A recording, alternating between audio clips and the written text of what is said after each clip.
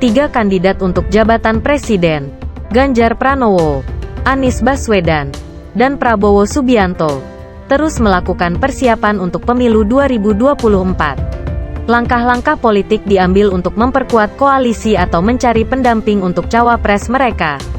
Tingkat elektabilitas mereka dipengaruhi oleh pergerakan tersebut. Apa yang dilakukan para capres dan masalah yang mereka hadapi dapat memengaruhi elektabilitas mereka masing-masing. Indonesia.com menyajikan data terbaru dari berbagai lembaga survei untuk menjelaskan bagaimana elektabilitas Anies, Prabowo, dan Ganjar meningkat. Pada tanggal 5 September tahun 2023, Saiful Mujani Research and Consulting, SMRC, melakukan simulasi untuk tiga pasangan capres dan cawapres. Dengan kata lain, lembaga ini adalah salah satu yang paling awal menemukan elektabilitas Anies Cak Imin. Ketiga pasangan yang disimulasikan adalah Anies Baswedan Cak Imin, Prabowo Subianto Erick Thohir, dan Ganjar Pranowo Ridwan Kamil.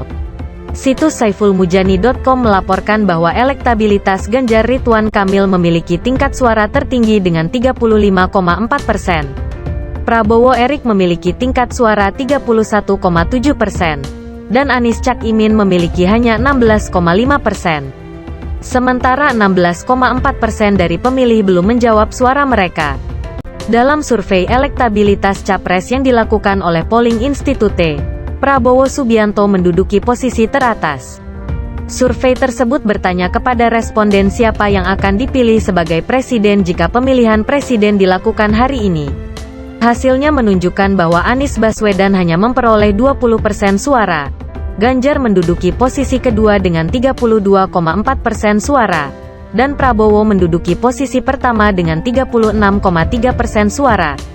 1.201 orang mengikuti survei dari Institut Polling dari 21 hingga tanggal 25 Agustus tahun 2023. Survei ini menggunakan teknik acak nomor telepon atau Random Digit Dialing, RDD. Wawancara dijalankan melalui telepon. Survei ini memiliki margin kesalahan tanda kurang lebih 2,9% dan tingkat kepercayaan 95%. Menurut survei LSI, elektabilitas Prabowo Subianto dan Ganjar Pranowo meningkat, sementara elektabilitas Anies Baswedan menurun. 1.220 orang mengikuti survei LSI dari tanggal 3 Agustus hingga tanggal 9 Agustus tahun 2023. Dalam survei tersebut, Ganjar menjadi pemuncak pertama dalam simulasi tiga capres dengan elektabilitas 37%, dengan margin error tanda kurang lebih 2,9% pada tingkat kepercayaan 95%.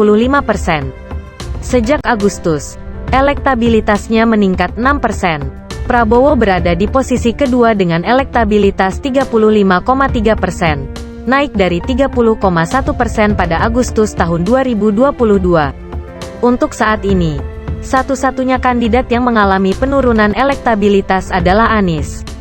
Elektabilitas Anies turun dari 28,2% menjadi 22,2%. Anies tidak seperti setahun yang lalu.